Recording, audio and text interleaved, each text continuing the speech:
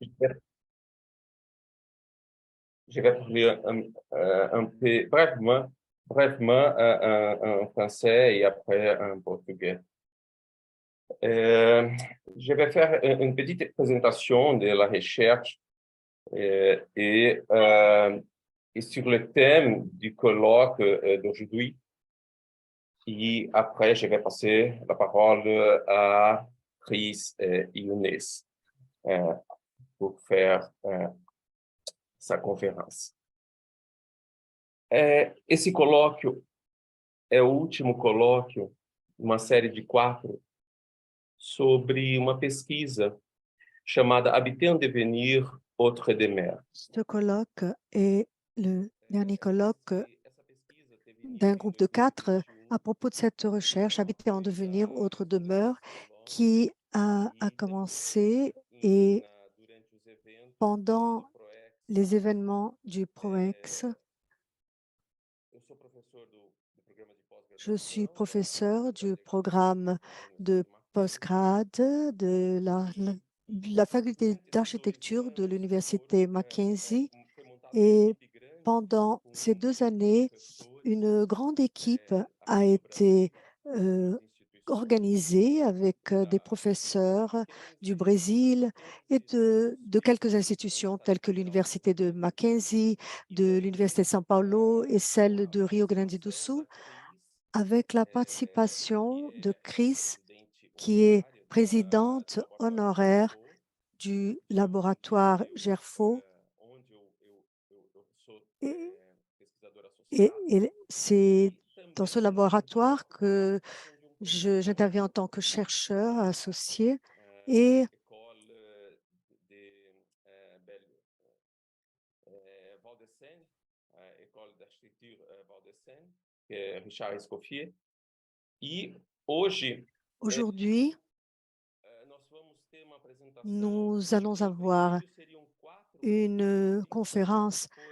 porém En a principe, Fabienne nous aurions teve um 4 problema um pouquinho conférenciers. pessoal Cependant, e não vai poder Fabienne participar, infelizmente. ne va pas Mas ela vai pouvoir respirar numa outra participer oportunidade. malheureusement, étant Nós donné teremos quelques então problèmes a conferência da personnels. professora Alors Cris nous aurons Younes, la conférence de la depois de professeure uma Chris séquência de Younes, questões, eu vou fazer ensuite ainda uma abertura une do séance colóquio, de e na parte questions da et tarde 2 réponses. conferências, Et uma l'après-midi, nous do aurons 2 professor Luc conférences, l'une du professeur Guedzinski, Luc que é professor da École nationale Gwiazdzinski, qui est d'architecture de professeur Toulouse, de e l'École nationale termina com d'architecture de uma Toulouse. conferência minha sobre o Et tema, ensuite, ma e para conférence. vocês, ao final do colóquio, Et à la mostrar um fin du curta-metragem colloque, sobre nous a allons pesquisa, vous essa pesquisa présenter Habitat en un Devenir. court-métrage Essa pesquisa foi qui estudada sobre parle ou qui 5 montre casos, cette 5 recherche, casos, Habiter en devenir. e Et esses vous allez quatro voir casos 5 cas, ou a 5 partir de uma exemples ocupação d'espace, soit intrusiva à partir ou a d'une partir occupation de uma intrusive, soit transformação à partir d'une inspirada pelo Estado, né, transformation coordenada pelo euh, Estado francês, como é o caso do dirigée par 5.4. l'État Então, français, são 4 lugares comme c'est le cas de em 5.4. que Et essa ceci s'agit de construção da 4 coletividade, endroits, 4 lieux ela où la forma, construction de la dá o tom collectivité donne no le processo ton de et apropriação e dans un ocupação desses processus lugares. d'appropriation et Nosso d'occupation laboratório de aqui ces em São espaces. Nous avons Paulo, l'occupation 9 de Julio a Casa ici Rosa, à São no Paulo, Rio Grande do Sul, la Casa Rosa, Maison Rose, au em Rio Grande Paris, do Sul, le 104, à Paris, le e ao 104 59 Rivoli, et na rua 59 do Rivoli, Rivoli perto do Louvre. à la rue de Esse Rivoli, à côté du curta-metragem, Louvre. tem em Ce torno de 12 court-métrage minutos, a une durée mostra de um pouco 12 minutes essa coletividade, et je vais vous esse espaço montrer do cette coletivo collectivité, em cet três desses espace quatro du lugares, collectif na ocupação dans 9 de ces julho, na 4 Paulista sites, e no Rio 104. occupations, ces 4 que je viens Bom, d'évoquer.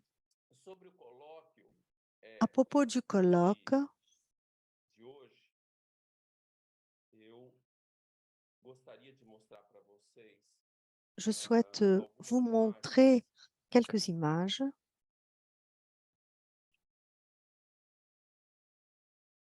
Então, como eu falei, esse é o quarto colóquio de uma Alors, série de comme je colóquios l'évoquais, c'est le quatrième organizados colloque há d'une 2 anos série de e vem colloques sendo tratado organisés il y a et qui a limites commencé il y a 2 pela ans. primeira vez com a Limites, participação do professor seuil, Luiz Brasília, transbordement, ça a été l'un d'eux avec la três participation de vezes, professeurs ici au Brésil. Nous avions borda, 3 tables opacidades rondes, e restos. les bords, les Esse foi o primeiro opacités et les colóquio. restes. Ça a été le premier Ah, colloque, celui-ci, ce dernier. o segundo Le colóquio deuxième foi colóquio com a participação da a eu professora à Cris compter sur la Yunes participation e de Richard la Escoffier, professeure Chris Avoir Younes et lieu, du professeur Richard Escoffier et le titre «Avoir lieu, donner lieu, générer du lieu». avoir lieu, donner lieu, générer du lieu.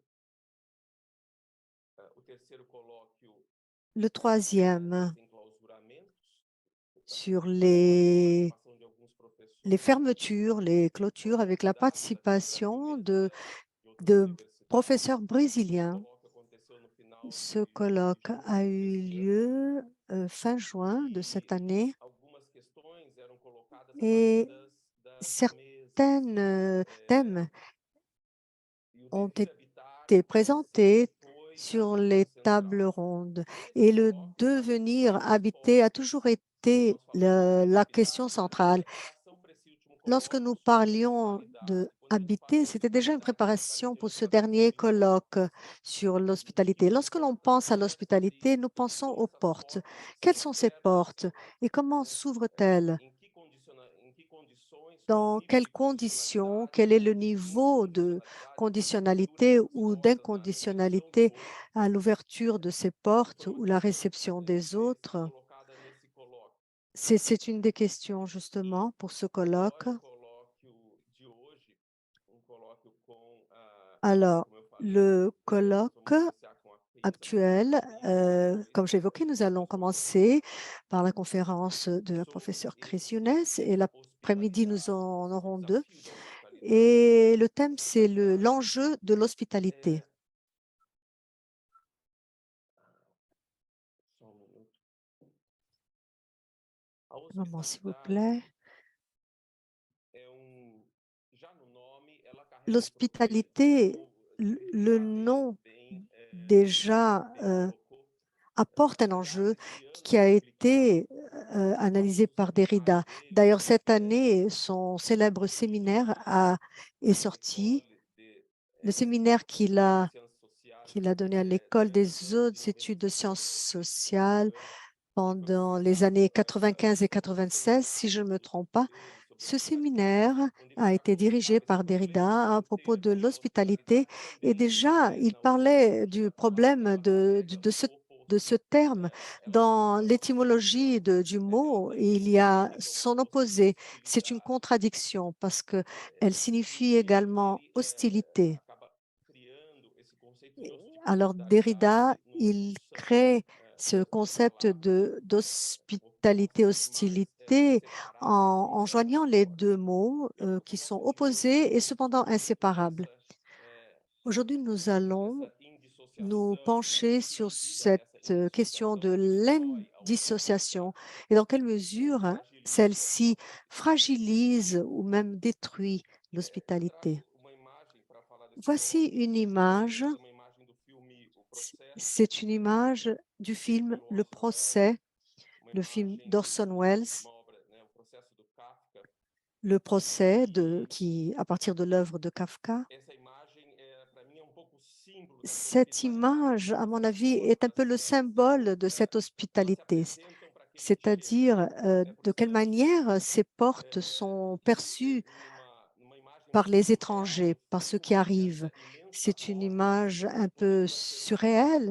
uma grande C'est une abertura, na immense verdade, um porte grande qui impedimento. pourrait être en fait une grande ouverture, mais en réalité, c'est un grand Como a gente empêchement. poderia pensar Comment esse direito de abrir réfléchir à portas, ce droit para qui garantir uma ouvre des portes, inacessibilidade, mais qui ouvre des portes pour ou assurer constrói une portas para se garantir inaccessibilité, uma ou alors inacessibilidade, ou uma construit des portes acessibilidade pour assurer condicional. une inaccessibilité, ou alors E une a accessibilité Cris, ela conditionnée. vai falar, eu acho que Chris va aborder un thème, elle va anticiper un peu ce que je dis ici.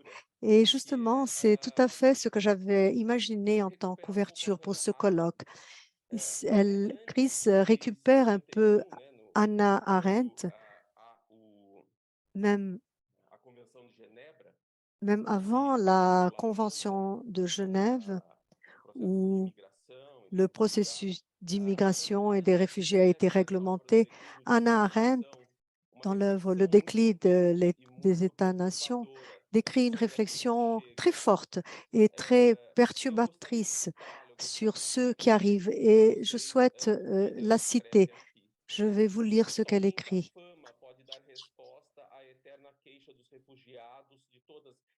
Seule la célébrité peut fournir la réponse à l'éternelle complainte des réfugiés. Et les réfugiés, pour moi, ce sont des réfugiés de tout ordre, pas uniquement les réfugiés politiques. Donc, l'éternelle complainte des réfugiés de toutes les couches sociales. Personne ne sait qui je suis. Et il est exact que les chances du réfugié célèbre sont plus grandes. Tout comme un chien qui a un nom, qui a davantage de chances de survivre qu'un chien errant, qui ne serait juste qu'un chien en général. L'État-nation, incapable de fournir une loi pour ceux qui avaient perdu la protection d'un gouvernement national, remit le problème entre les mains de la police. Et je souligne cet autre moment de ce texte. Il me semble qu'aujourd'hui, l'hospitalité est devenue uniquement, exclusivement un enjeu policier, donc de l'ordre des autorités policières, s'éloignant du monde de la justice, du monde des lois. Et je souligne l'actualité de ce texte de Hannah Arendt, un texte de 1950. C'est la première fois en Europe occidentale où la police a reçu les pleins pouvoirs pour agir de son propre chef, pour contrôler directement les gens. Dans le domaine de la vie publique, elle cessait d'être un instrument destiné à faire respecter et appliquer la loi pour devenir une instance de gouvernement. La police qui devient donc une instance de gouvernement. Nous pouvons réfléchir au monde actuel, cette présence de la police en tant que présence de l'État. Et j'attire l'attention sur le moment où elle écrit cette œuvre et où elle évoque cette réflexion. Un autre penseur important ici, c'est Derrida.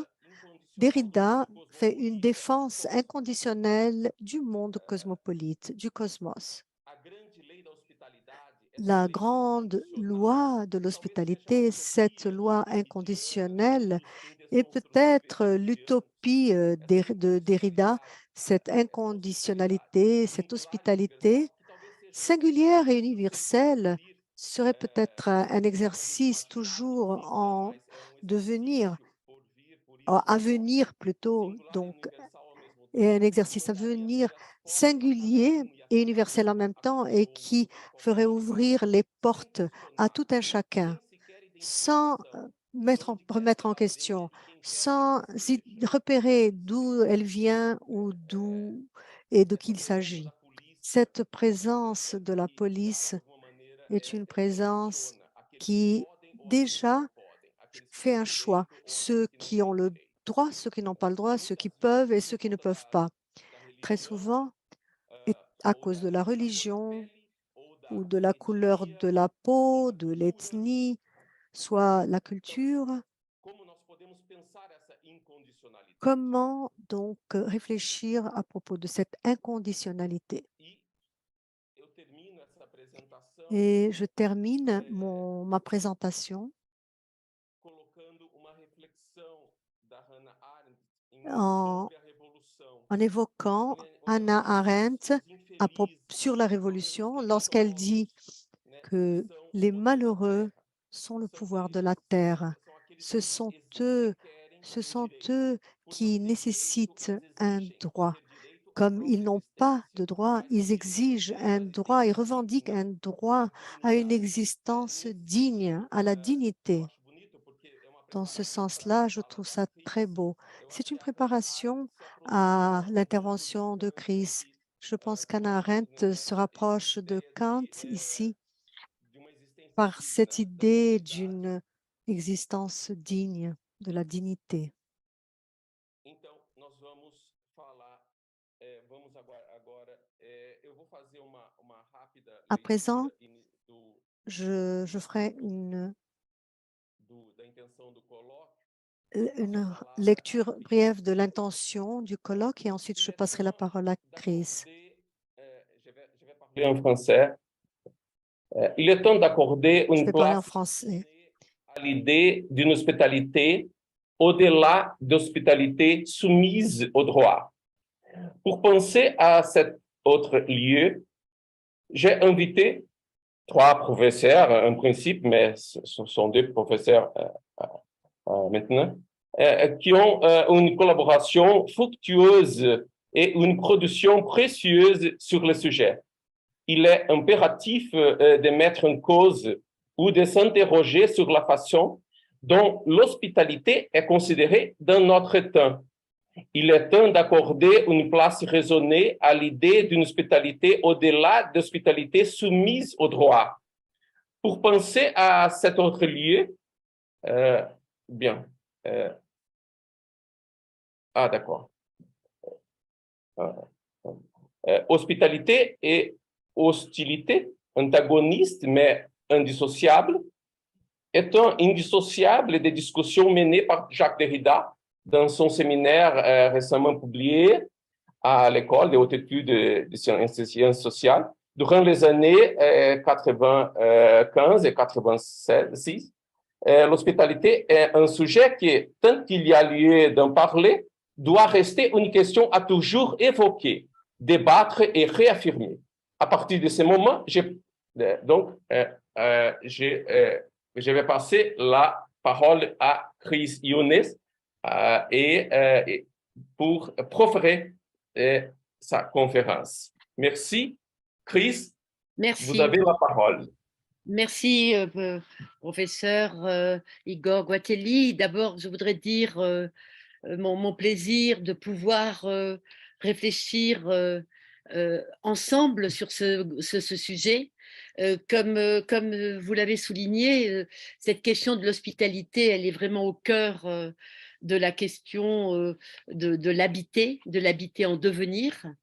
Et elle fait aujourd'hui vraiment problème. Et là, c'est la raison pour laquelle j'aimerais personnellement mettre l'accent à l'occasion de cette rencontre sur la question du réenchantement de l'hospitalité.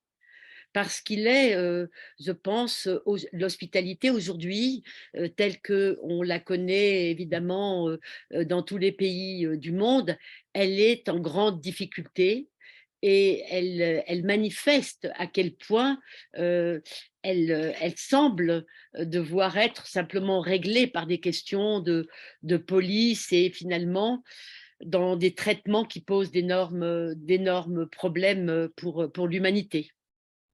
Alors tout d'abord, merci Igor d'avoir organisé cette conférence et ce grand travail de recherche pendant plusieurs années.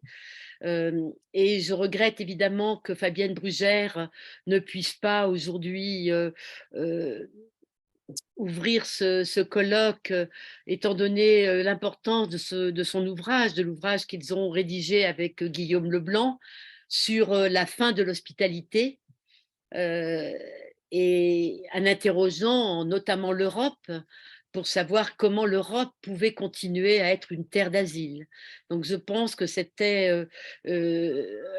évidemment un ouvrage très important, je pense, pour ceux qui s'intéressent à cette question de l'hospitalité, qui justement réinterroge la dimension finalement à partir d'enquêtes de terrain sur justement ce qui va, comment est-ce qu'on va faire face aujourd'hui et comment on va être capable d'être hospitalier. Alors, en ce qui concerne ma conférence, donc, elle portera sur 4 points. Tout d'abord, le rapport entre inconditionnalité et conditionnalité, parce que c'est une question centrale. interroger la notion de nouvelle alliance, qui est pour moi certainement le fil conducteur de ma réflexion, en interrogeant, en repartant de Hannah Arendt, parce que elle a énormément contribué à repenser la condition humaine du XXe siècle et donc nous interroger pour notre capacité à réinventer d'autres manières finalement d'habiter et d'accueillir. Alors, tout d'abord, c'est la question du sens que l'on peut donner à l'hospitalité.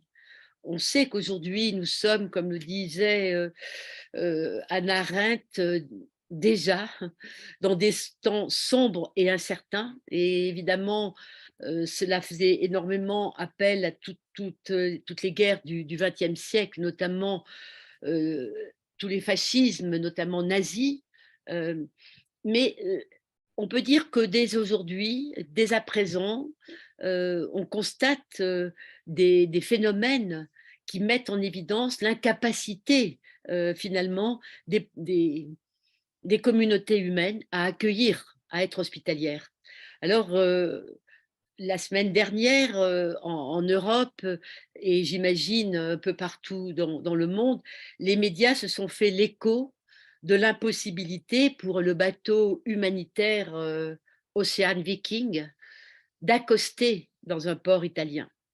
Et en fait, ils demandaient l'asile, ils étaient en danger de mort et très fatigués et ils n'ont pas obtenu l'autorisation. L'autorisation finit par arriver après beaucoup de tergiversations en France au port de Toulon. En fait, c'était 234 malheureux, hommes, femmes, qui étaient en train de demander l'asile. Les malheureux dont vous parliez juste tout à l'heure à propos de la citation de Hannah Arendt, les malheureux sont le pouvoir de la terre. Et là, ces 234 malheureux, hommes, femmes et enfants, qui demandaient l'asile, étaient traités comme des indésirables. Et c'est terrible de se dire, voilà, ce sont des humains indésirables. Et les États se mettent d'accord pour dire non, ils ne sont pas désirables. Ce qui s'ajoute évidemment à la liste des terrible liste des bateaux de migrants qui sont repoussés vers la mer. Et on a vu sur certaines côtes en Grèce comment les bateaux étaient repoussés par d'autres humains et humaines, et aux chiffres effroyables des morts en Méditerranée, dont on sait qu'aujourd'hui, on parle de la Méditerranée, cette mer qui symbolisait la rencontre finalement entre des peuples différents, comment elle est devenue un cimetière en fait qui rassemble des pays. Donc cette question-là, voyez, a fait qu'aujourd'hui, quelqu'un comme Eric Fotorino se demande si les États, si ceux qui organisent le droit international ne sont pas devenus des États cannibales. Et ce n'est pas rien de parler de cannibales, c'est-à-dire comment des humains, quelque part, vont se nourrir d'autres humains. C'est-à-dire comment interroger dans quel état nous sommes aujourd'hui pour pouvoir donner lieu à cette accusation de cannibalisme. Et comment comprendre qu'ait pu être édicté en France, dans la République française, qui est fondée sur les principes indivisibles de la liberté, de l'égalité et de la fraternité humaine, que finalement ait été prononcé un délit d'hospitalité, qui donne lieu évidemment à beaucoup de contestations, parce que cette idée, c'est non pas un devoir d'hospitalité, mais pour quelqu'un qui va être hospitalier peut être accusé, emprisonné, condamné pour un délit d'hospitalité. Donc, on voit à quel point, en 2022, nous nous sommes éloignés des textes finalement fondateurs, mythologiques, religieux, littéraires, qui ont célébré la loi immémoriale de l'hospitalité. La célébration de l'hospitalité comme une loi immémoriale qui remonte à la nuit des temps avec la naissance de l'humanité, comme sacrée, se trouve mise à mal. Et donc, on peut se demander qu'en est-il, comment penser cette question aujourd'hui, alors même que l'hospitalité, elle est considérée comme l'interdit de l'inceste, comme finalement des fondements qui instaurent la civilisation humaine. Donc c'est instaurateur, ça n'est pas conjoncturel, c'est structurel, ça participe de l'humanité.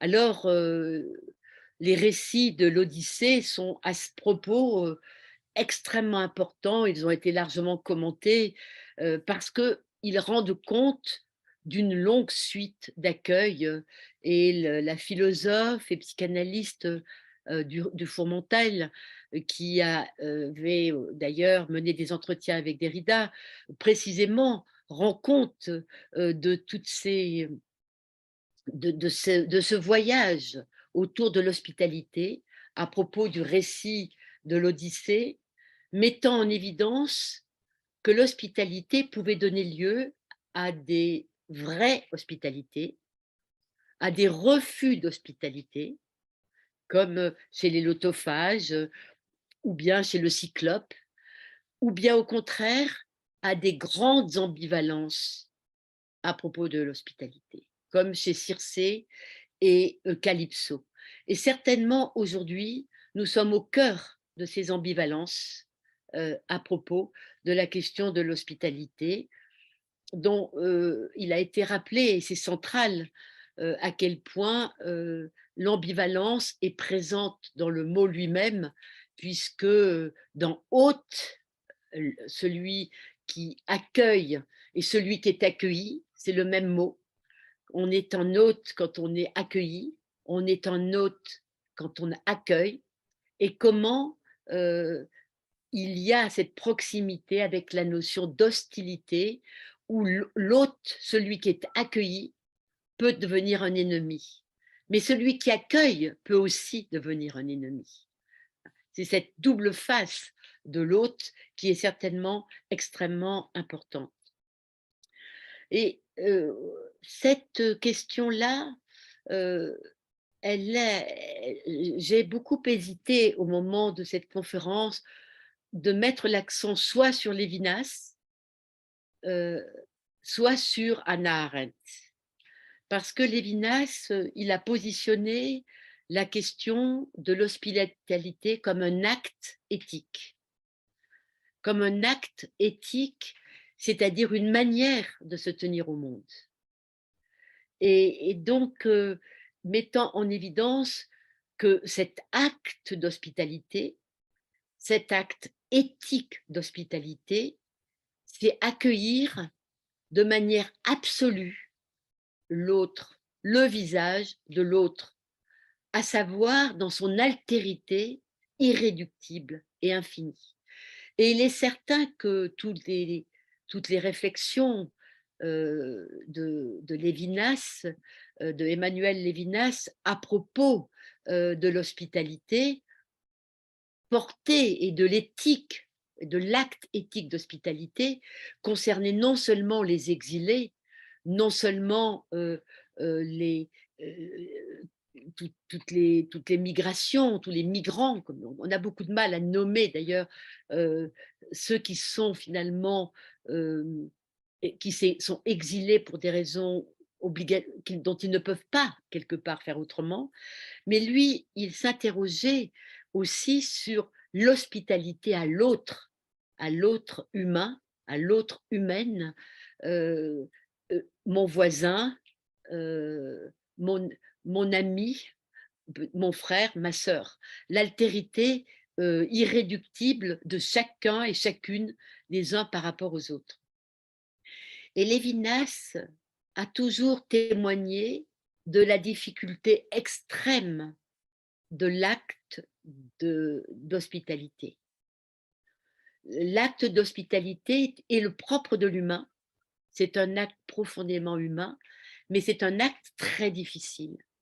Et je voudrais justement citer une phrase de Emmanuel Lévinas dans un ouvrage qui s'appelle « À l'heure des nations », qui est paru en 1988 aux éditions de Minuit, et où justement Lévinas souligne le paradoxe de l'hospitalité et de l'acte éthique d'hospitalité, en disant abriter l'autre homme chez soi, habiter l'autre humain chez soi, tolérer la présence des sans-terre et des sans-domicile sur un sol ancestral si jalousement, si méchamment aimé, est-ce le critère de l'humain?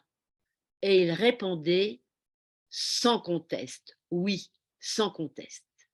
Cette phrase, elle mériterait une conférence à elle toute seule, puisqu'évidemment, il met en évidence, c'est accueillir sur le sol ancestral, c'est-à-dire le sol de ses ancêtres, qui peuvent être aussi bien le sol des ancêtres dans un village, dans une ville, dans un pays ou sur la planète Terre. Ce sol ancestral, évidemment, aujourd'hui, je pense qu'il nous renvoie vraiment à la question du globe terrestre, qui est, comme il le dit, si jalousement et si méchamment aimé. Il met en évidence que cet attachement à ce sol, finalement, rend méchant. Cela peut conduire à de la méchanceté. C'est-à-dire que c'est un peu comme si je ne peux pas partager ces lieux. Je ne peux pas les partager. Je ne veux pas les partager. Donc, il met bien en évidence, Lévinas, à quel point faire acte d'hospitalité, c'est le propre de l'humain, mais c'est une tâche très difficile pour l'humain de le mettre en place. Donc, c'était un peu l'introduction que je voulais démarrer, mettre en évidence dans notre réflexion commune. Pour arriver à ce premier point qui sera assez court, parce que je pense que il sera certainement, vous êtes certainement en reprendre Igor, sachant à quel point vous êtes un grand commentateur de Derrida, c'est la tension entre inconditionnalité et conditionnalité. Parce que ce qui est apparu extrêmement important, et on le voit avec Lévinas, et on le voit avec votre propre ouverture à ce colloque, Igor, c'est voir que l'hospitalité, elle est pensée comme inconditionnelle. Il y a une inconditionnalité dans son essence de l'hospitalité. Parce que c'est la loi humaine, comme l'interdit de l'inceste, quelque part. Et donc ça, c'est une base.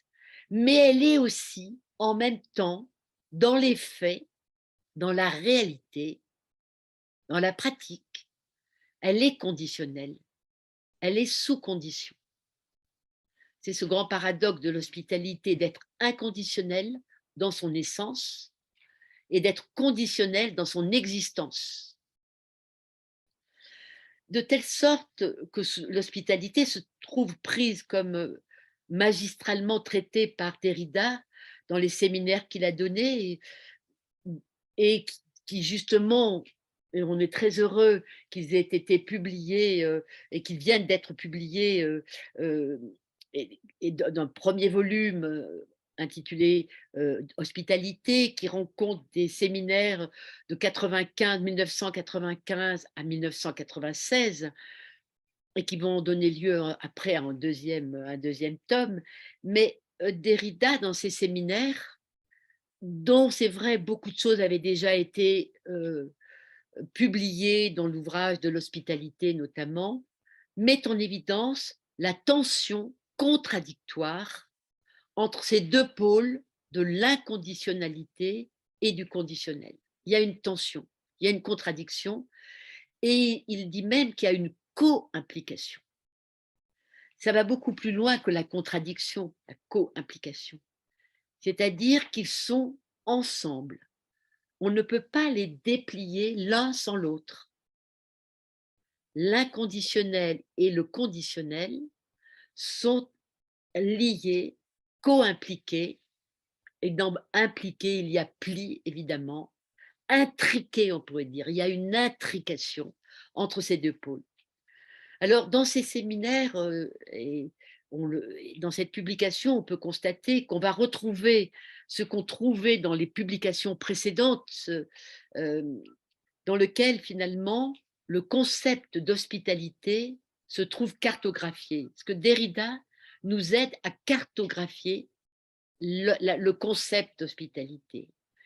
Et les termes de cette cartographie sont ceux des frontières, sont ceux beaucoup de Lund Heimlich, ce fameux concept de Freud, mais qui lui-même il reprend sur l'étrange familier, sur le voisinage, sur l'étranger, sur l'ennemi, la question de l'ennemi, sur le droit, sur le politique, sur la démocratie, sur le privé, sur le public.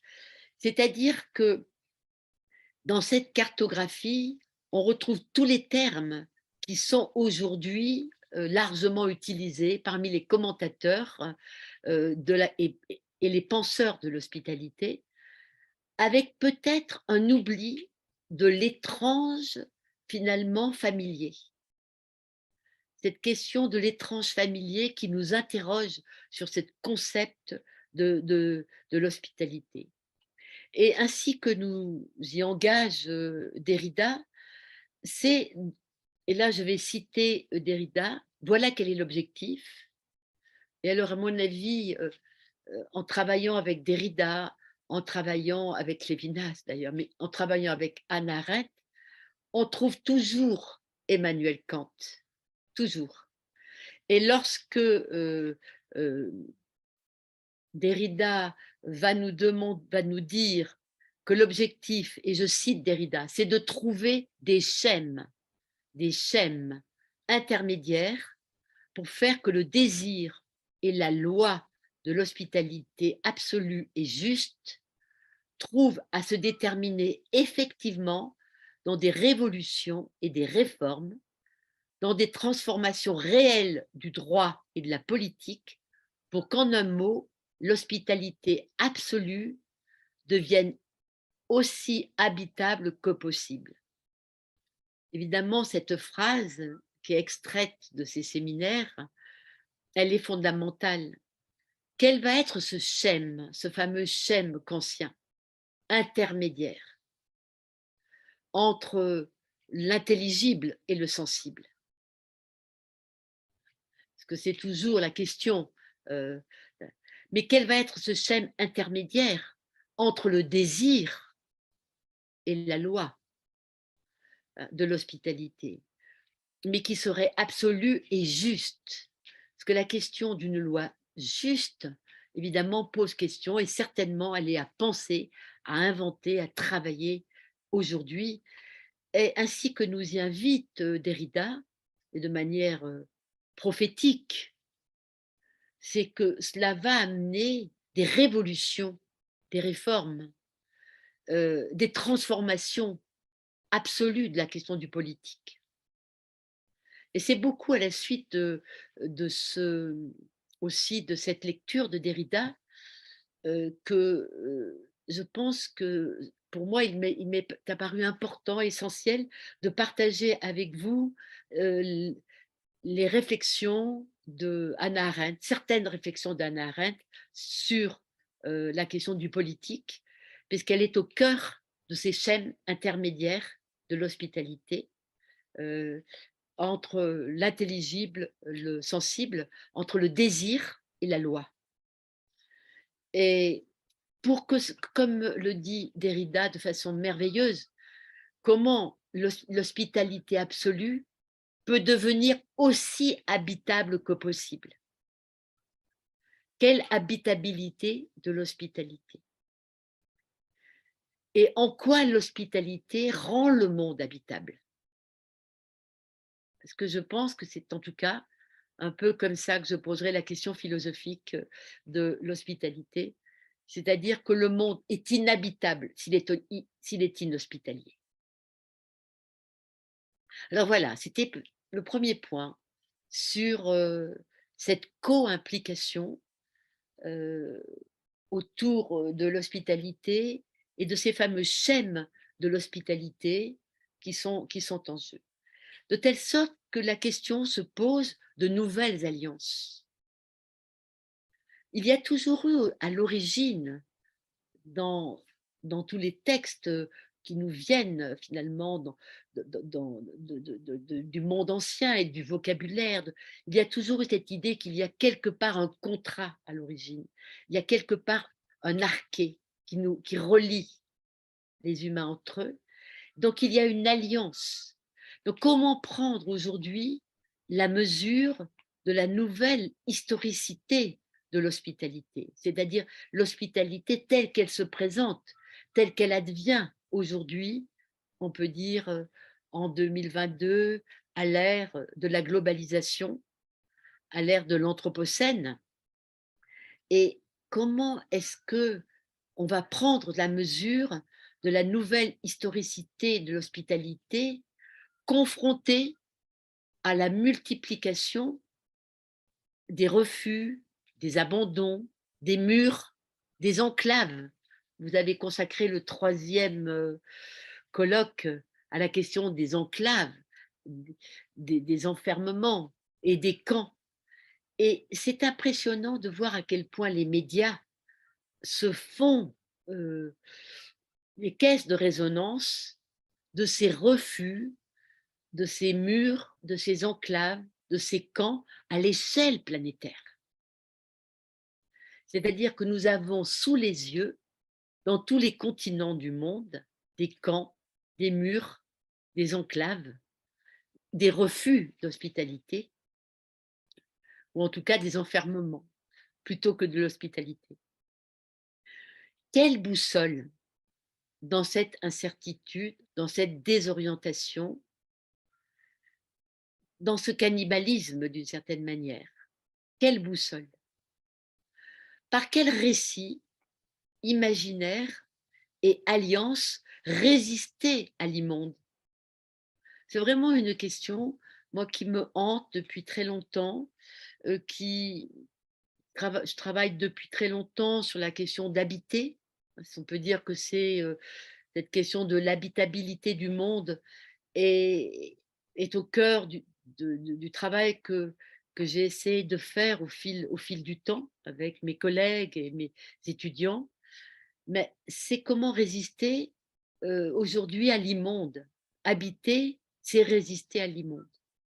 Il y a quelque chose d'immonde d'être spectateur de certaines images aujourd'hui, de ces murs, de ces enclaves, de ces camps. Et comment répondre donc au grand défi du pacte inaliénable d'hospitalité dans l'épopée de l'humanité. Cette épopée dont nous parle Ulysse, qui est sa propre épopée, mais l'épopée de l'humanité, puisque c'est certainement dans cette longue histoire que se pose la question de l'hospitalité. C'est l'hospitalité aujourd'hui au regard de la longue histoire de l'humanité, qui est tout à fait centrale.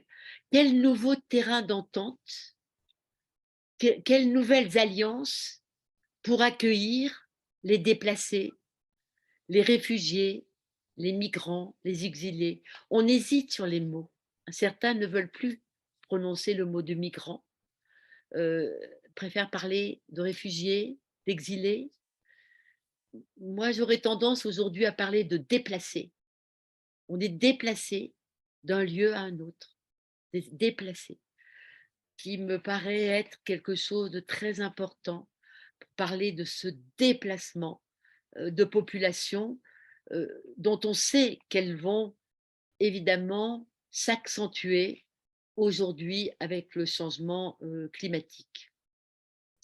De telle sorte qu'on peut se demander quelle utopie peut constituer une ressource ou dans quelle mesure l'utopie peut constituer une ressource. C'est la conviction de Ricoeur. Ricoeur est convaincu, et dans un très bel ouvrage sur l'idéologie et l'utopie, il a pris position en disant que, il m'a convaincu, il se peut que certaines époques appellent l'utopie. Je me demande si ce n'est pas le cas de notre présent, explique Ricoeur. Vous voyez, il écrit ça à la fin du XXe siècle, il n'y a pas très longtemps, c'est-à-dire à l'aube finalement du XXIe siècle. Il se demande s'il n'y a pas un besoin d'utopie. Pourquoi? Il nous l'explique.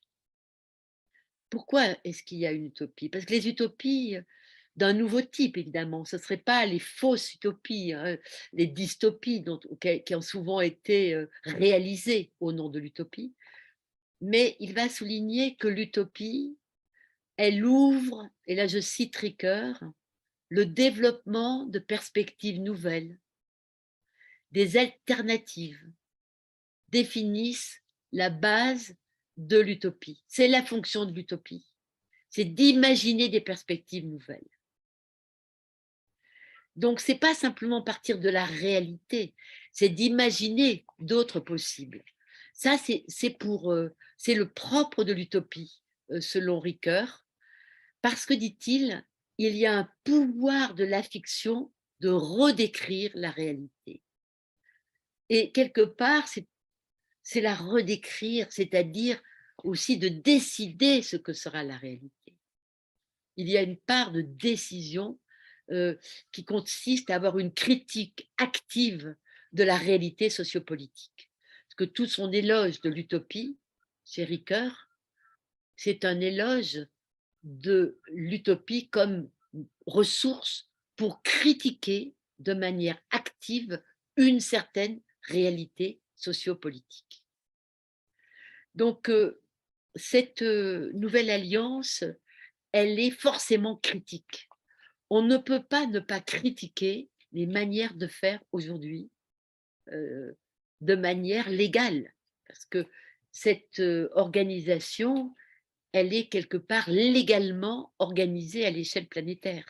Elle est déclinée différemment suivant les continents et les pays, mais il y a des accords entre les pays et à l'échelle planétaire.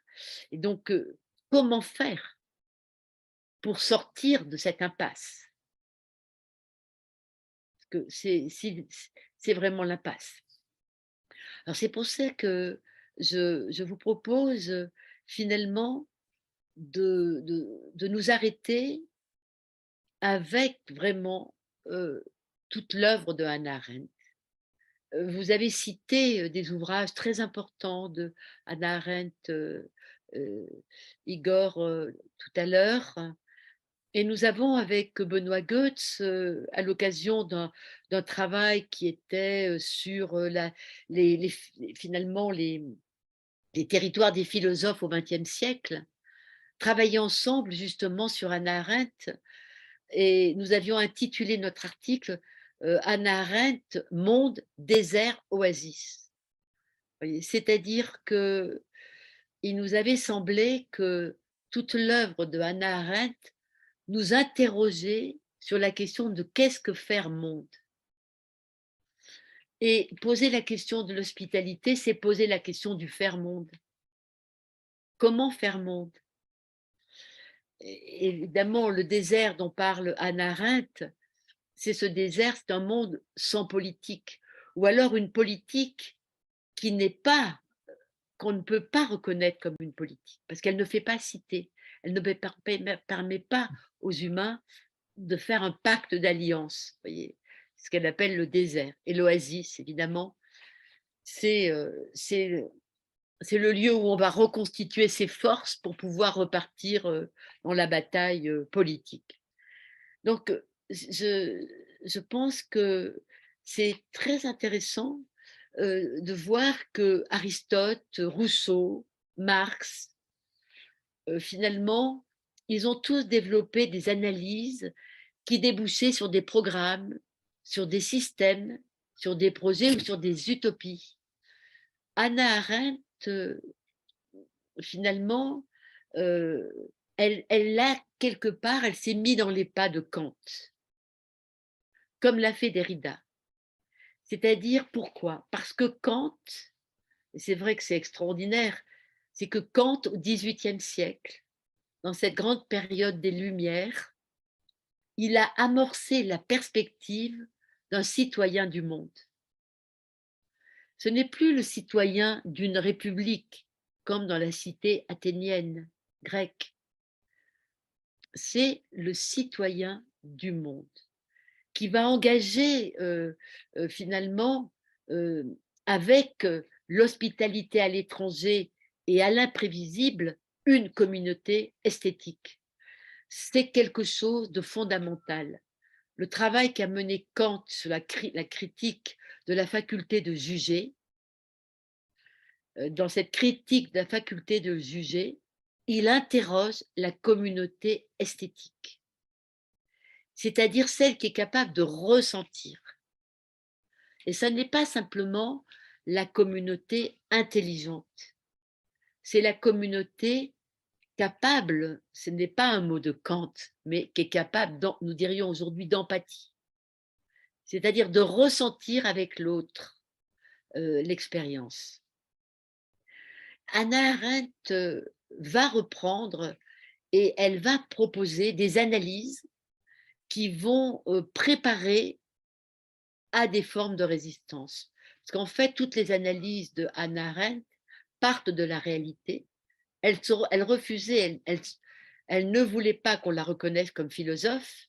Elle revendiquait d'être une journaliste qui décrivait la réalité telle qu'elle était, et décide pour la regarder et finalement pour arriver à des possibilités de reconstitution d'une vie politique. C'est un terme, un de ses ouvrages, les vies politiques, sans dire ce que devait être cette vie politique, mais en indiquant une boussole. Pour moi, Hannah Arendt est une boussole par rapport à l'hospitalité.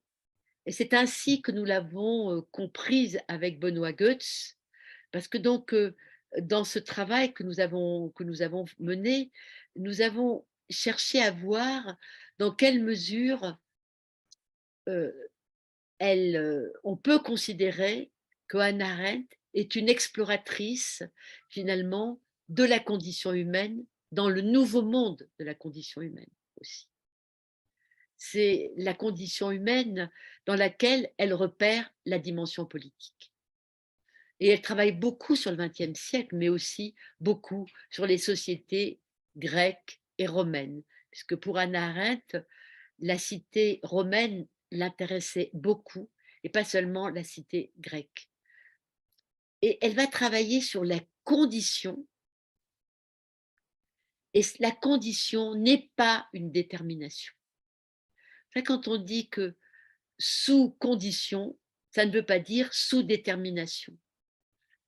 L'hospitalité sous condition, ça ne veut pas dire l'hospitalité sous détermination. Mais par contre, à propos du politique, Hannah Arendt va dire que si l'humain il est capable de politique, il en a besoin pour devenir pleinement ce qu'il peut être. Pour Hannah Arendt, nous ne sommes pleinement humains que lorsque nous sommes dans une position politique. C'est-à-dire qu'elle ne va jamais en rester dans une dimension seulement sociale. Et c'est la raison pour laquelle il me semble que aujourd'hui, cette question de l'hospitalité, elle exige de repenser aussi cet espace politique qui considère, Hannah Arendt considère que l'espace politique peut s'ouvrir, mais il peut se fermer. Et il s'ouvre de façon exceptionnelle. Ça ne va pas de soi. Et donc, ce que souligne Hannah Arendt, c'est que la spatialité du politique, parce qu'il y a une spatialité du politique, elle va prendre naissance dans l'espace entre les humains. Et ça n'est pas une métaphore, c'est ce qui se passe entre les humains. Et je pense que nous sommes vraiment dans ce défi, qu'est-ce qui se passe entre les humains et les humaines à propos de l'hospitalité? Comment ça se passe dans l'espace où a lieu l'accueil des déplacés? Quel est cet espace-là? Et donc, on ne peut pas faire de la politique toujours, mais en fait, elle va résulter d'une certaine activité. Il y a un acte politique.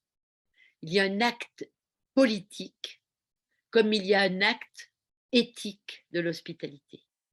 Donc il y a un acte politique de l'hospitalité, mais il y a un acte politique tout court pour Hannah Arendt qui va finalement être l'ouverture d'un espace qu'elle appelle public. Et c'est vrai qu'on peut se demander quelle est l'ouverture de l'espace public qui est fait aux déplacés. Quelle comparution, qu'elle appelle ça la comparution. Je ne sais pas si on peut le traduire en portugais facilement, la comparution. C'est paraître ensemble aux yeux des autres. Il y a le cum, le paraître avec. C'est-à-dire il y a une visibilité, on est mis en coprésence. Et c'est de ça, c'est de là que va surgir le monde. Et ainsi que nous le dit Hannah Arendt, ce qui est le plus constant, c'est le désert des temps sombres. Et c'est-à-dire qu'il s'agit alors finalement du désastre. Ce n'est pas simplement la désolation, ce n'est pas simplement la catastrophe des totalitarismes. Non, explique Hannah Arendt, il s'agit de l'interruption du politique comme possibilité d'action. C'est cette interruption du politique comme possibilité d'action. C'est l'idée de possibilité d'action qui est en jeu pour Hannah Arendt. C'est comment réenchanter quelque part, réinstaurer le politique, c'est réinstaurer des possibilités d'action et de parole entre les humains. C'est le théâtre de la parole, en fait, entre les humains qui est en jeu. C'est cet espace ouvert entre les humains, c'est ce monde commun. Et c'est finalement c'est vraiment c'est ça l'enjeu majeur, c'est s'il y a interruption de cette ouverture, il y a interruption du politique. Et donc Hannah Arendt va s'interroger sur les moyens de réouvrir l'espace du politique lorsqu'il n'est pas ouvert. Et elle va, comme Kant, sur les pas de Kant, interroger la question de la beauté et la question du jugement esthétique. C'est la beauté des mots, c'est la beauté des phrases que vous avez lues, par exemple, Igor, tout à l'heure, qui vont quelque part ouvrir un espace commun qui est sinon politique, du moins pré-politique. Ça va ouvrir la sensibilité, ça va ouvrir les cœurs, et pas seulement les intelligences, comme étant quelque chose de profondément humain. En lisant Kant, Arendt découvre que la beauté, la poésie sont des conditions d'habitabilité. Et parce qu'elle est perçue comme par la pluralité des humains, et qu'en étant politique, elle appartient au monde, elle va définir l'habitabilité, elle va offrir, comme elle le dit, une patrie immortelle par le relais des œuvres. Et donc, c'est des vraies questions qui se posent. Quelles sont les œuvres autour de l'hospitalité des déplacés?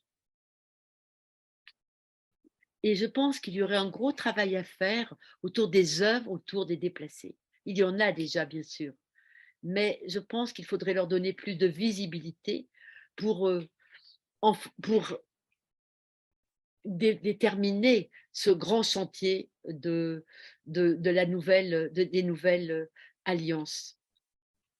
Et donc, je ne sais pas par rapport au temps si j'ai...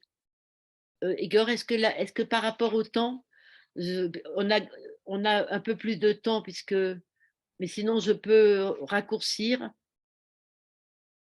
Non, je peux continuer. D'accord. Et donc, c'est finalement dans la suspension du politique que vont se développer les déserts contemporains.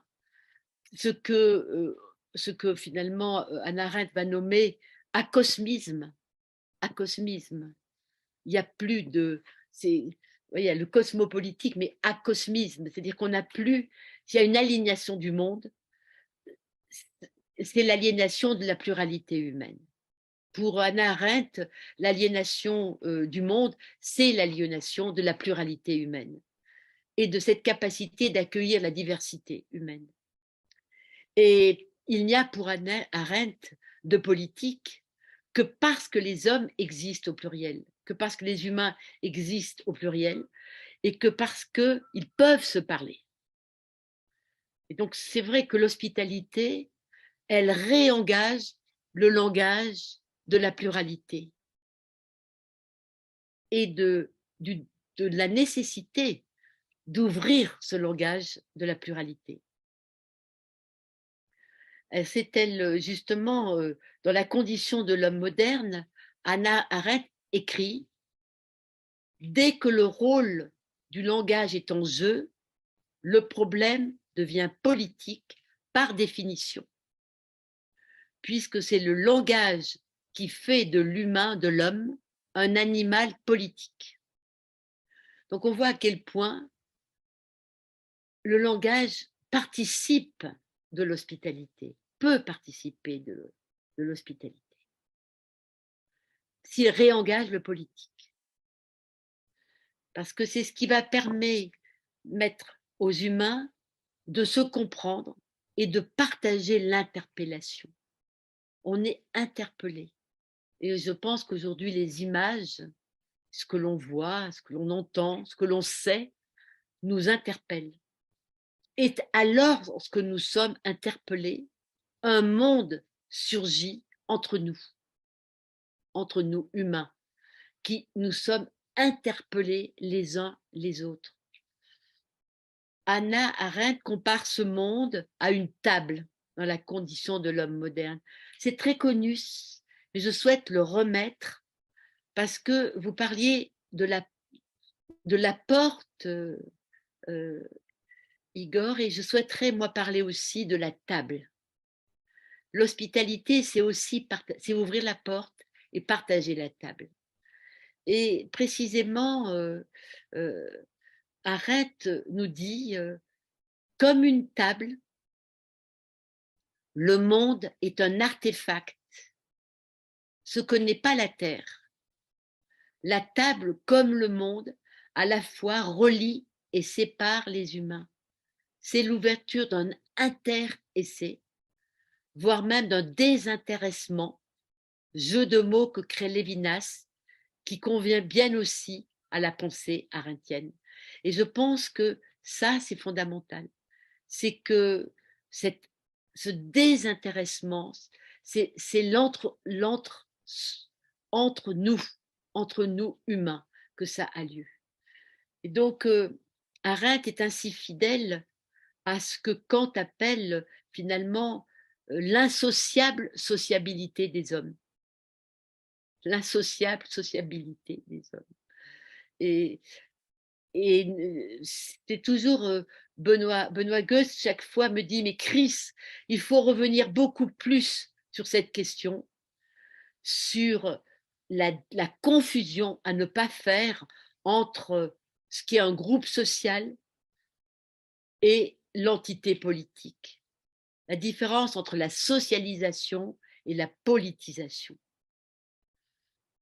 Alors, on peut dire que Hannah Arendt, en faisant le procès du nihilisme moderne, elle s'est fortement engagée dans le souci du monde, l'amor mundi. Je pense que reposer la question aujourd'hui de l'hospitalité, au cœur de la crise de l'hospitalité, c'est se réengager dans le souci du monde et dans l'amor mundi. Et revenir sur le fait que la volonté d'un vivre ensemble, le désir, le consentement d'un vivre ensemble précède toute institution politique. Ce n'est pas l'institution qui est en jeu, c'est d'abord le consentement, le désir, la volonté d'un monde commun et d'un amour du monde. Et cette expérience pour Hannah Arendt, elle est toujours en pointillé dans l'histoire des humains. Elle a étudié l'expérience de la cité grecque, elle a étudié l'expérience de la Révolution française, elle a étudié la Révolution à Budapest en 1956, la résistance au nazisme, bien sûr, la désobéissance civile. Je pense qu'aujourd'hui, tout ce qui se touche autour de la désobéissance civile et de l'hospitalité réouvre le jeu de cette question. Parce que ce sont des lieux ou des moments où le politique surgit au grand jour. Ce n'est pas institutionnel. C'est des êtres qui se rassemblent.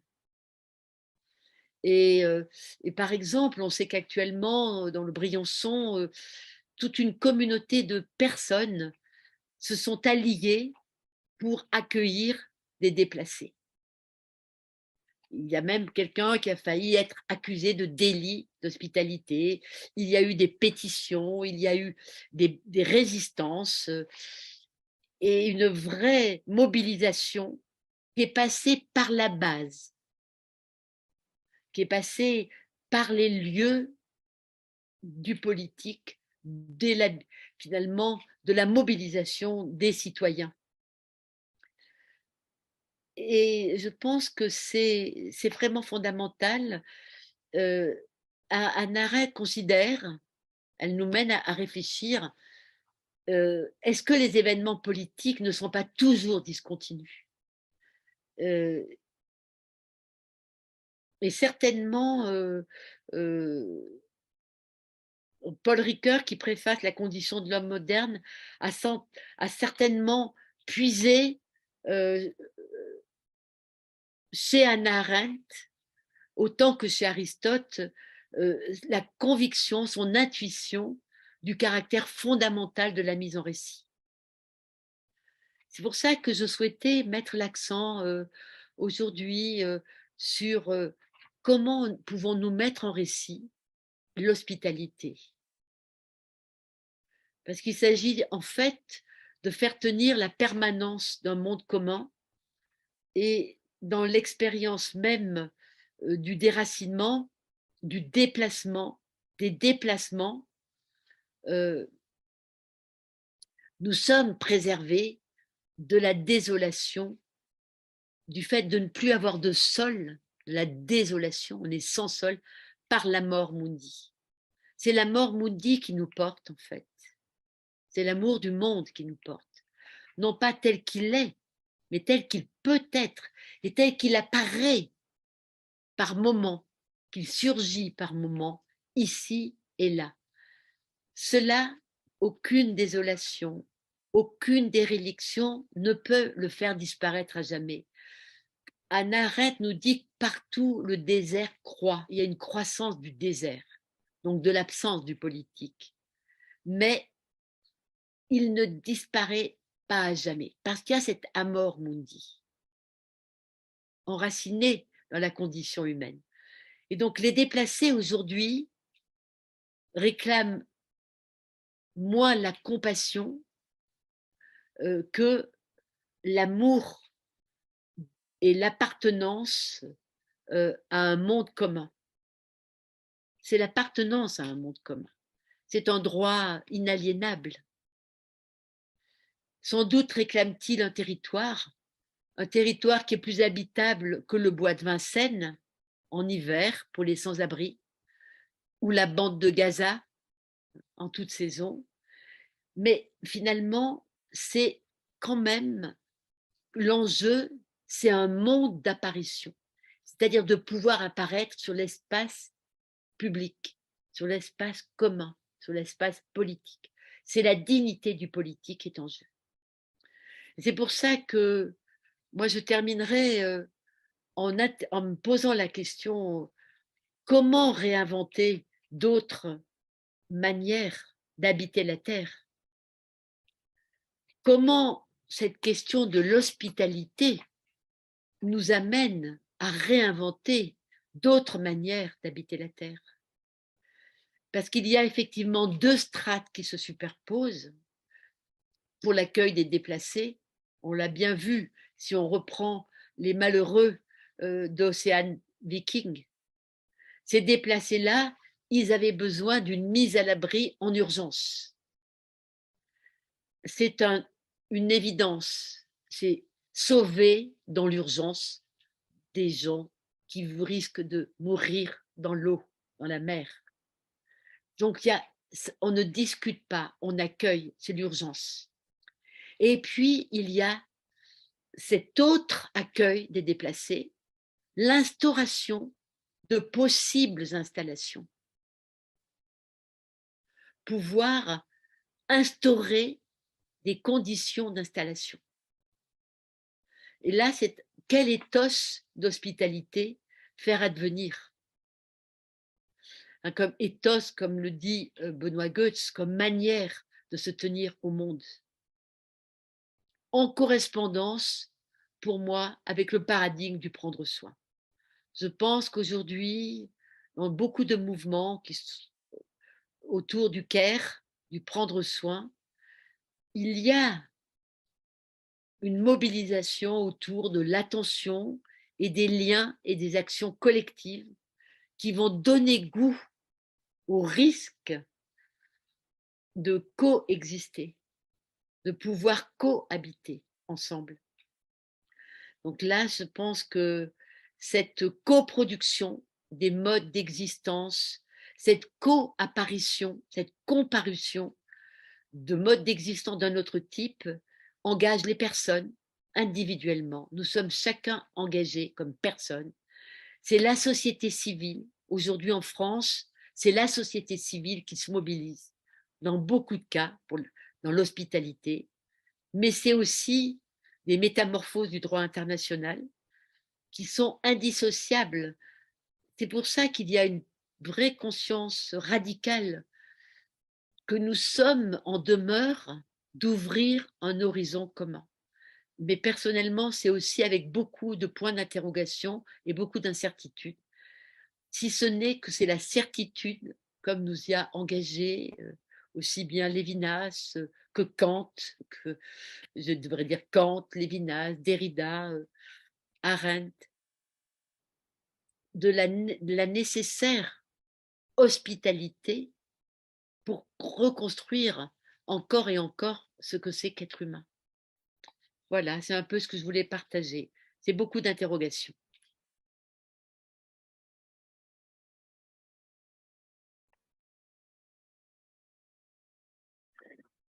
Chris, merci beaucoup.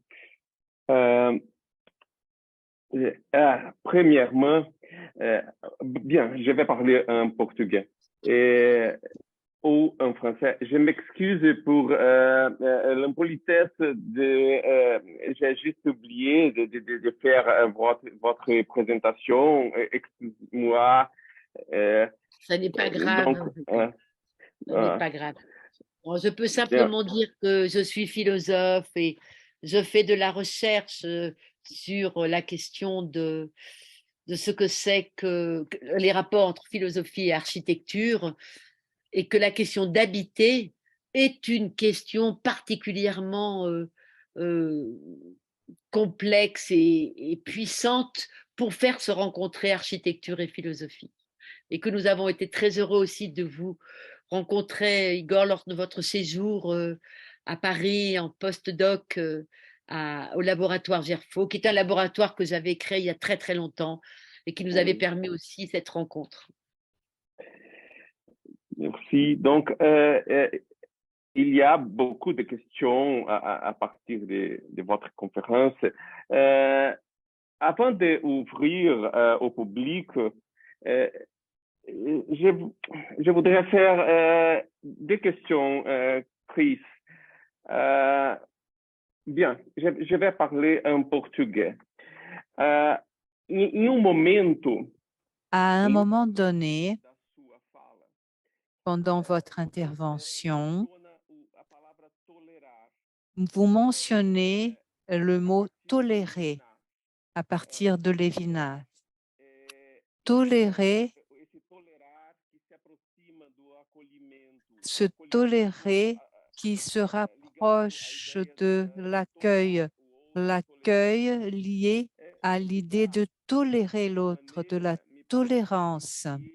D'une certaine façon, il me semble que Derrida questionne le tolérer, ce tolérer qui instaure déjà une hiérarchie, celui qui est capable de tolérer l'autre. Et dans ce geste de la tolérance s'instaure une hiérarchie entre celui qui tolère et celui qui arrive. Je tolère l'autre. Dans quelle mesure cette tolérance est déjà un signe de non-hospitalité ou ne serait-ce qu'un geste d'hospitalité, tolérer l'autre. Et je m'avance un peu plus dans cette question. Derrida se penche beaucoup sur cette question du chez soi, chez moi, être chez moi. Quand je me permets de tolérer l'autre, cette tolérance, est-ce qu'elle ne n'indiquerait pas l'impossibilité de ce cosmopolitisme souhaité? Parce que en tolérant l'autre, je dis que l'autre peut rentrer chez moi. Je tolère la présence de l'autre. On finit par pénétrer un peu ce territoire mentionné par Derrida comme étant un chez moi qui aurait besoin d'être surmonté, enfin, par l'idée de chez l'autre, celui qui arrive, mais qui arrive chez lui aussi. Il n'arrive pas chez moi et doit être toléré par moi. Il arrive chez lui aussi. C'est une question autour de la tolérance. Si la tolérance ne serait-elle pas un geste d'hospitalité comme le dit Derrida? La deuxième question est à propos du navire Ocean Viking. J'ai suivi les reportages du journal Le Monde sur ce navire dans le port et je voudrais vous demander la chose suivante. Est-ce que ces petits événements parce que j'ai bien remarqué la répercussion de cet événement en France. La France est en train de discuter des politiques de migration, des réfugiés, Macron qui a reçu ces questions-là de la part de l'extrême droite. Et il me semble que cet événement, et là j'entre à nouveau dans le territoire de Derrida, il me semble que cet événement de l'encourage du navire a ouvert une discussion sur les limites de ces politiques migratoires ou alors la conditionnalité pour l'accueil des réfugiés. En fait, quel est le pouvoir de ces petits événements dans le processus de transformation de cette hospitalité?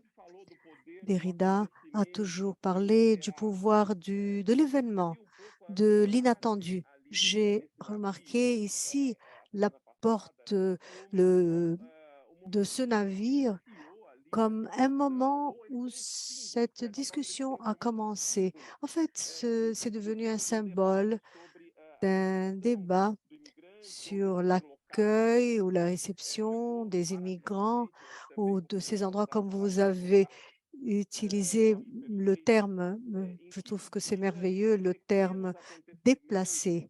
Alors, dans quelle mesure ces petits événements qui semblent être petits peuvent se devenir un grand événement si ceci est discuté, ceci est échangé? C'est le pouvoir de la parole, c'est redonner à cet événement sa dimension politique. Ce sont donc ces deux questions que je vous adresse, l'une en ce qui concerne la tolérance et la deuxième en ce qui concerne l'événement. Merci, merci Igor. Oui, tout à fait. Je comprends très bien la discussion autour de tolérance. Parce que cette question de tolérance, il faut voir qu'elle s'inscrivait beaucoup aussi dans cette période du XVIIIe siècle, de la suite des guerres de religion, et où la question de la tolérance portait finalement, on peut dire, cette tolérance philosophique, elle se voulait ouverture à l'autre, en fait. C'est-à-dire ouverture à l'autre dans son altérité. Ce n'est pas évidemment le vocabulaire de Kant, mais c'était quand même extrêmement présent dans cette recherche d'universalité qui caractérisait les Lumières au XVIIIe siècle. Rechercher un universel, donc un en commun qui était l'alliance par l'universel quelque part. Alors c'est sûr que le mot tolérance, on l'utilise aussi, et donc je pense que dans ce sens-là, la tolérance telle qu'elle se construit, par exemple au siècle des Lumières, elle se fait dans la volonté d'accueillir d'autres conceptions du monde.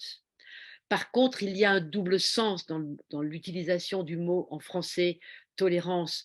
Quand on va dire je le tolère, ça veut dire je l'accepte, mais c'est vrai que ça me met en position de maîtrise. Et donc, ça instaure une hiérarchie entre celui qui va être accueilli et l'autre.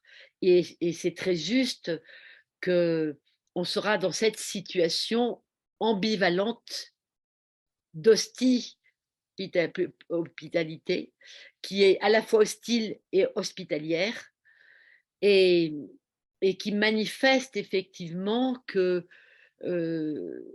on n'a pas tout à fait accueilli l'autre. Il reste, il est,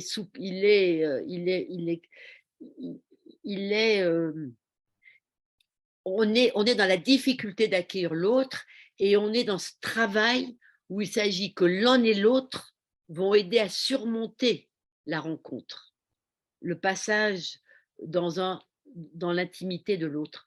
Parce que c'est une vraie question. Dans le chez-soi, il y a un rapport à l'intimité. Donc aussi, il y a la vulnérabilité de la personne qui accueille chez elle. Donc, il y a une double vulnérabilité. Donc, c'est très intéressant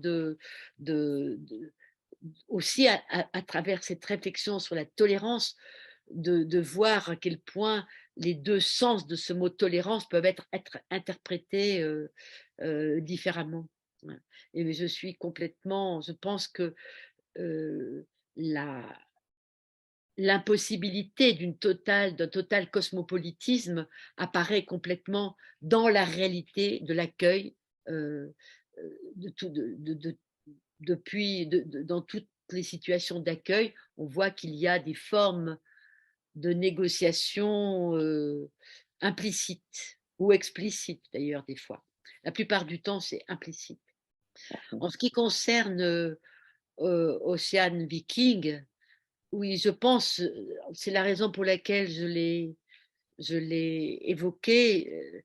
C'est un événement qui est un petit événement, on peut dire, à l'échelle des grandes masses de problèmes à propos de tous les exilés, de tous les réfugiés, tous les migrants, tous les déplacés. Mais par contre, il a donné lieu exactement ce que vous soulignez, et comme le souligne très bien Derrida et beaucoup Hannah Arendt, l'événement va donner lieu à une parole partagée, à une délibération collective.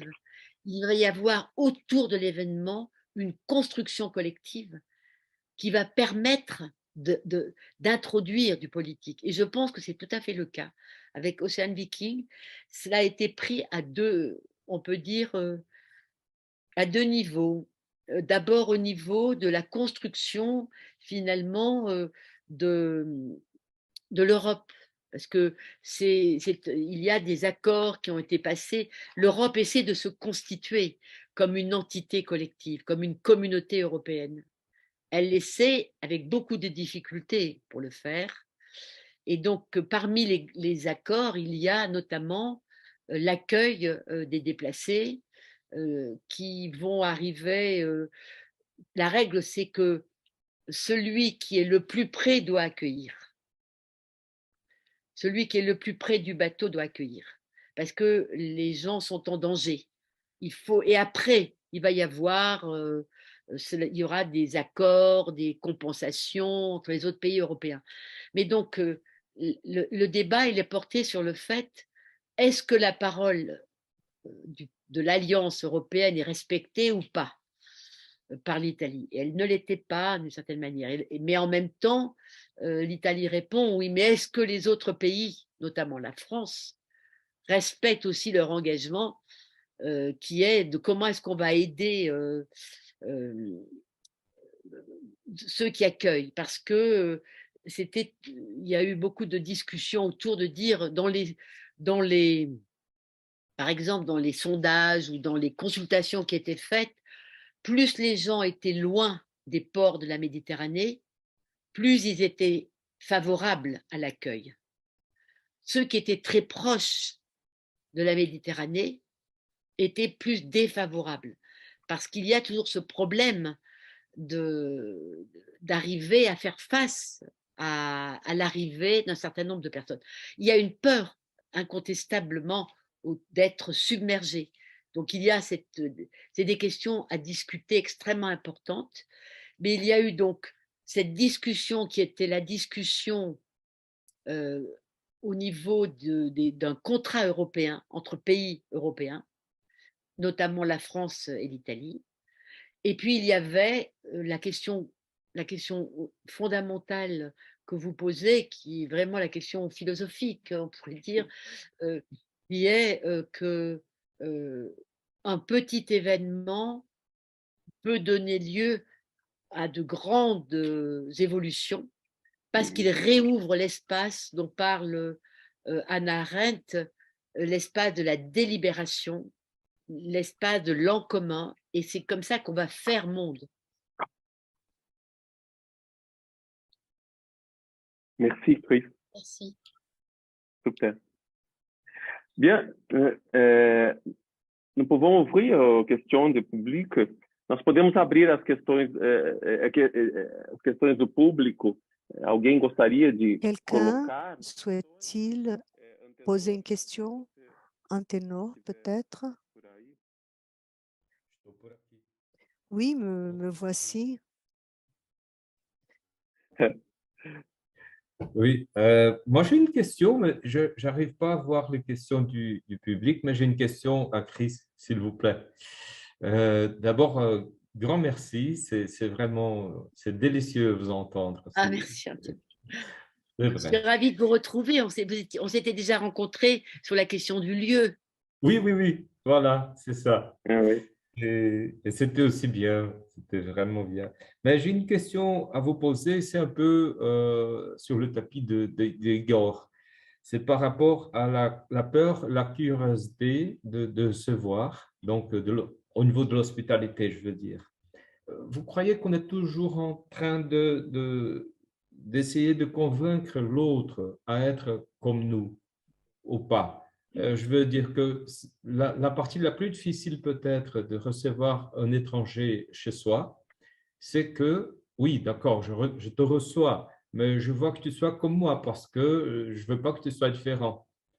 Et parfois, les gens, ils ont la curiosité de connaître quelqu'un, mais ils ont tellement peur de perdre son identité, au moins de partager son identité, que ça devient difficile d'avoir cette hospitalité dont on veut, on parle. Oui. Voilà, c'est Oui, la oui, mais question. c'est une question très, très importante, Anténor, parce que je sais, par exemple, Simmel avait beaucoup travaillé sur la question de l'étranger, la figure de l'étranger chez Simmel.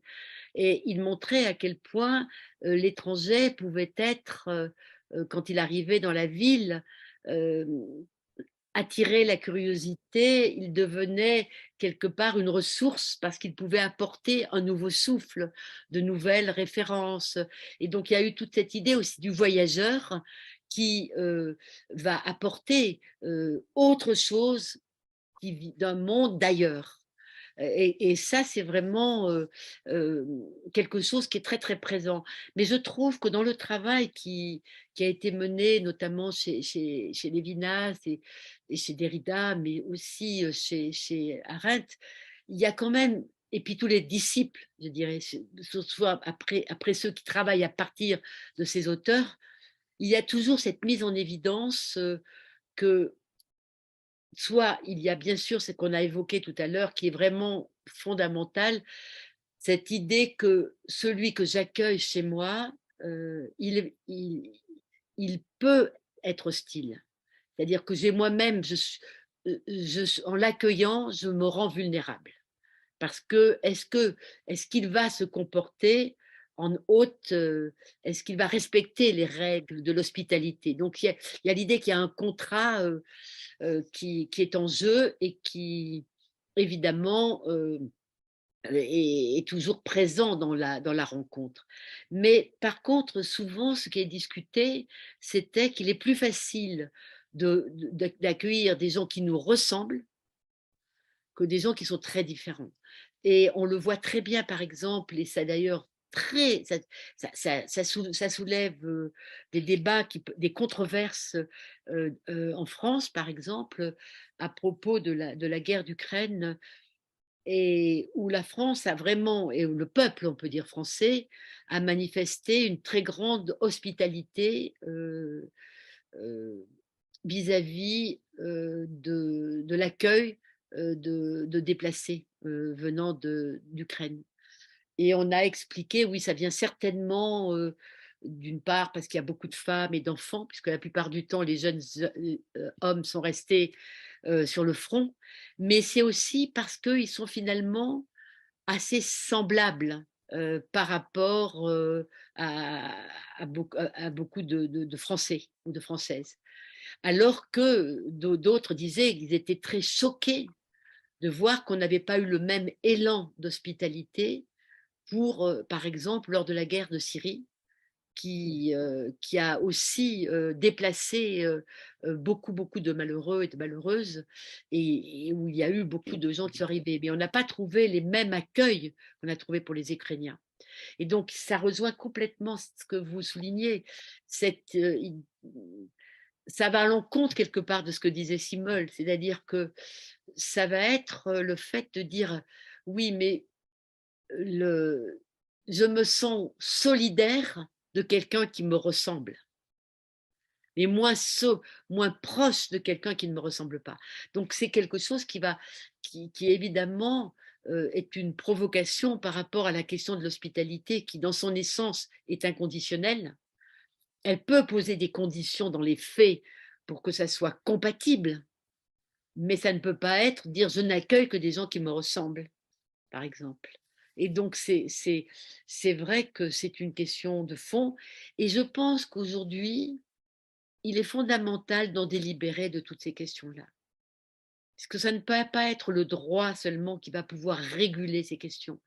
Il faut vraiment il y ait vraiment, comme le dit très bien Arendt, il faut que la chose publique soit délibérée en coprésence pour qu'on fasse évoluer les, les esprits, pour qu'il y ait un désir et qu'on réenchante l'hospitalité. Parce que moi, je pense qu'il faut réenchanter l'hospitalité. Aujourd'hui, on la présente comme, voilà, nous allons être submergés par l'immigration, parce qu'il va y avoir de grands nombres en raison des changements climatiques, et pas simplement des guerres, et pas simplement comme on a pu avoir actuellement. Et donc, il va falloir, il y a une peur qui s'installe, qui exige vraiment de nouvelles alliances et de nouveau réenchanter, réactiver le pacte d'hospitalité qui est profondément le pacte d'humanité en fait. Et donc, c'est sûr que c'est le genre de questions qu'il faut poser, débattre avec tout le monde, parce que c'est la seule façon, à mon avis, que ça devienne une évidence pour tout le monde et un accord, qu'on trouve un terrain d'accord. Merci. Je Merci. peux lire une question pour Chris? É uma pergunta de Lisette Rubano. C'est une question de Lisette Rubin. Bonjour, je souhaite remercier la professeure Chris et je voulais lui demander à propos de l'expérience d'aliénation que vous avez évoquée. Que serait-ce cette aliénation en ce moment du monde où non seulement les relations de travail en provoquent au fond, ce ne sont pas uniquement les relations de travail qui provoquent cette expérience d'aliénation. Oui, oui, oui, tout à fait. C'est cette question de l'aliénation qui était au cœur, évidemment, dans l'approche marxiste, évidemment, comme vous l'évoquez dans votre question de façon indirecte, dans tout un discours, toute une pensée marxiste a été mis en évidence dans quelle mesure le travailleur était, dans beaucoup de cas, aliéné, c'est-à-dire qu'il était privé du sens de son travail par une organisation capitaliste du travail. Donc c'est une facette de l'aliénation. Celle qui est évoquée notamment par justement Hannah Arendt, elle est effectivement tout à fait d'un autre ordre parce que elle pose vraiment cette question d'être aliéné, d'être privé de cette capacité de politique et de cette nécessité pour l'humain d'être dans le politique. C'est-à-dire que ça participe de l'être humain d'être dans la délibération, dans le sens de ce que cela veut dire vivre ensemble en tant qu'humain. Et donc, cette question du sens du politique et donc des règles du jeu ou du contrat, moi je préfère parler d'alliance, de l'alliance politique, elle est au cœur effectivement si elle n'a pas lieu, elle est aliénante. Et l'émancipation, nous avons beaucoup de débats sur ces questions aujourd'hui, je pense en Europe, mais j'imagine un peu partout dans le monde, sur ce qui va permettre d'accéder à une certaine émancipation, une capacité d'exercer sa liberté et sa capacité d'expression, notamment politique, elle est centrale. Et il y a une vraie crise du sens. Le sens, alors nous avons par exemple en Europe un énorme problème aujourd'hui, mais on sait que j'ai suivi que ça se passe aussi beaucoup aux États-Unis, où à la suite du Covid, il y a eu une prise de conscience par beaucoup, à des âges très différents, chez les jeunes bien sûr, mais aussi chez les plus âgés, de quel est le sens de ma vie et considérer qu'ils étaient aliénés au sens qu'ils ne se reconnaissaient pas dans leur manière de vivre avec les autres, avec eux-mêmes, et qu'ils recherchaient un nouveau sens qui est extrêmement marqué par un autre rapport aux autres, au niveau politique, on pourrait dire, mais aussi un autre rapport à la nature. Parce qu'il y a eu une grande... Et je pense que c'est un débat qu'on a très peu eu jusqu'à présent, je pense même en philosophie. Je pense qu'il y a une nouvelle question qui se pose autour de ce rapport à la nature qui est aussi en jeu dans cette idée que l'aliénation peut venir aussi de ne vivre que dans un monde d'humains entre humains et qu'il y a aussi une capacité à être dans une hospitalité aux autres formes de vie et que cela va modifier aussi notre alliance, notre nouvelle alliance. C'était aussi une question que j'aurais pu... j'ai hésité quand, au niveau de cette conférence, justement, est-ce que ce n'était pas aussi l'occasion de mettre l'accent sur cette dimension-là? J'ai fait le choix de rester sur Hannah Arendt qui me semblait devoir être vraiment activée aujourd'hui en urgence vis-à-vis de cette question de l'hospitalité des déplacés. Mais il y a une vraie question autour de dans quelle mesure nous sommes capables d'hospitalité vis-à-vis des autres formes du vivant qui ne sont pas qu'humains, autres qu'humains. C'est une vraie question. Moi, mes étudiants, par exemple, à l'école spéciale d'architecture, mais aussi, je vois dans les thèses, dans les travaux de recherche, cette question du rapport au non-humain ou à l'autre que l'humain est très présente dans une nouvelle génération. L'importance à accorder à toutes les formes de vie, et notamment le sauvage, et tout, un peu comment l'humanité s'est construite dans un rapport à toutes les formes de vie, et dans quelle mesure l'humain s'est positionné à partir du néolithique comme maître et possesseur de la nature. Et il y a un renversement aujourd'hui qui a lieu. Il y a une aliénation quelque part à rester dans un monde où on ne serait pas capable finalement d'entrer en relation avec les autres formes de vie et en prendre soin par la même occasion. Donc c'est encore une autre facette